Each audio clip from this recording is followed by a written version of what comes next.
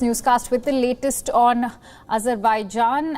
As far as the Nagorno-Karabakh region is concerned, at the latest turn of events between Armenia and Azerbaijan, a new humanitarian ceasefire came into force between the two countries to de-escalate tensions in Nagorno-Karabakh region on Saturday. However, within minutes of agreeing on a second truce, Armenia accused Azerbaijan of violating the humanitarian ceasefire in the disputed region. Armenia accused Azeri forces of firing artillery shells and rockets in the conflicted zone on Sunday.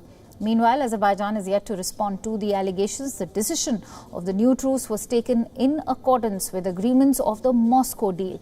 The move comes a week after the Russia-brokered truce frayed immediately after it took force, as both sides engaged in new clashes. The foreign ministries of both the countries confirmed the news of a new truce through official statements. The truce came into force from midnight. Both the countries on Saturday accused each other of new clashes targeting civilians. Azerbaijan accused Armenia of a missile strike in their second largest city of Ganja. In the early hours of Saturday, 13 civilians have been killed and over 50 have been injured in this attack.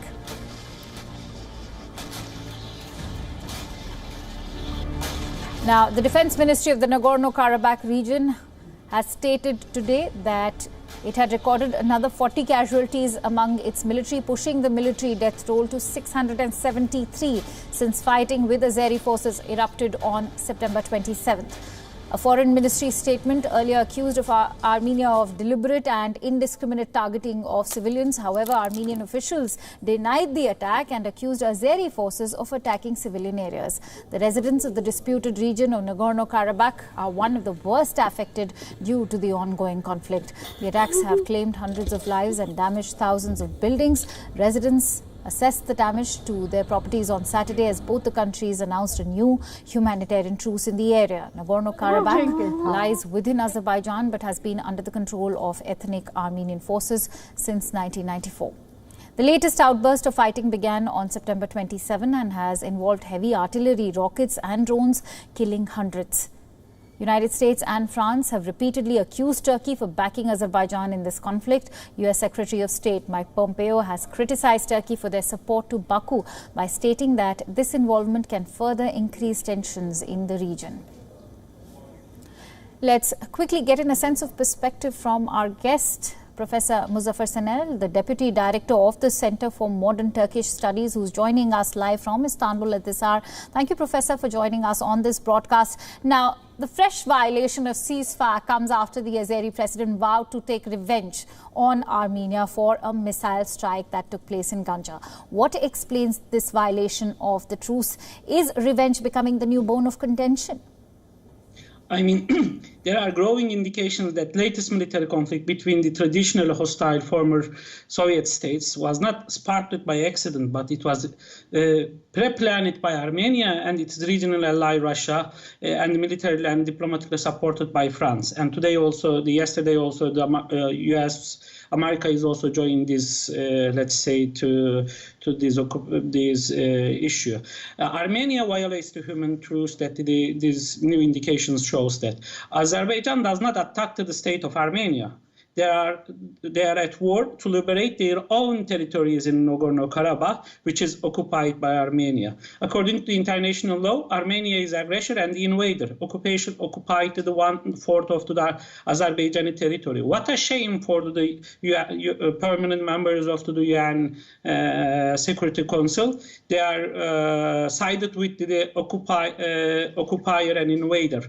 That the Armenia, as according to the international law, according to the UN Security Council resolutions and the UN General Assembly decisions, Armenia is an invader and occupied the 1/4 of the Azerbaijani territories. What we should expect as an international public opinion, that to end this occupation and without any preconditions, Armenia should withdraw its forces from the Azerbaijani territories. Therefore, I mean, this is a shame of the international actors.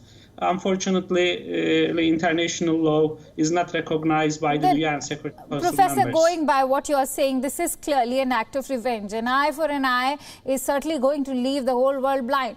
I'm also going to come to Turkey, which is a staunch ally of Azerbaijan and widely accused of supplying mercenaries to bolster Baku's forces. Why is Turkey fomenting further unrest, something that has also been called out by the US Secretary of State Mike Pompeo? Under international law, Turkey is supporting to the Azerbaijan, since it's the matter of to the Azerbaijan under the Article 51 of the UN Charter that it's a matter of self-defense. It's a matter of to calling another state to help itself to end this occupation, and Azerbaijan is waging a responsive and protective war on its internationally recognized territory and for its territorial integrity, and Turkey supports under the international law support Azerbaijan, and Turkish position is very legal and is suitable with the international law. All right, Professor, what explains the failure of a unified EU and American intervention into Nagorno-Karabakh? Also, how crucial is the Moscow deal to the current situation? I mean, the most important thing is about what Moscow wants. Right. I mean, this is not the matter of the United States or the EU. EU and the US position is very limited. And then here is in the Nagorno-Karabakh issue, the main actor is Russia. The main actor is Russia, and the others are just, let's say, small players. Right. Therefore, what Russia wants, it will continue. It's going to be a ceasefire. It's going to be a truce. It's going to be a peace or war. That this is a matter of Moscow. This is the problem of Moscow rather than the other actors. All right. And Russia do not want a peace in the region, and then wants to use this, let's say, the conflict for its own interest. That's why their role is very limited, just only for political support, diplomatic support, economic support. But it is not reach. It is all these efforts will not be helpful for the peace. Right. Peace is very clear under the international law, I think so. Do you think that Russia is the only country which can bring peace to the region, since Lavrov, the Russian foreign minister, has also urged the countries to abide by the Moscow deal? I mean, Russia is the main actor. Without Russia, it is it is impossible, let's put like that, to reach a peace in the region without Russia. Because Armenians' borders are, let's say, deployed by the Russian army, right, and then protecting the Russian territories. Therefore, the American role is important, EU role is important, right, but they are very limited role in the conflict in the region. We'll have to especially the Armenia-Azerbaijan, and not about. We'll have to wait and watch how. It shows also Georgia in case we should take some lessons from what did happen in Georgia. Okay, the Russia see that it is borders, and the Europe and the European Union and the US had to see that it's border. Just I want to remind you that Armenia wants to have a custom union agreement with the EU. In the night before the signing of the agreement, a call from Moscow stopped all this negotiation process to reach an agreement between Armenia and EU. Right. And Armenia later on joined to the Eurasian Economic Area. Therefore, it shows that without having any Russian influence, it's difficult to reach. It's interesting, Professor, that you gave the example of Georgia. Let's see how Russia takes this forward. I'm afraid we'll have to leave it at that since we are running short of time. Thank you so much for joining our broadcast.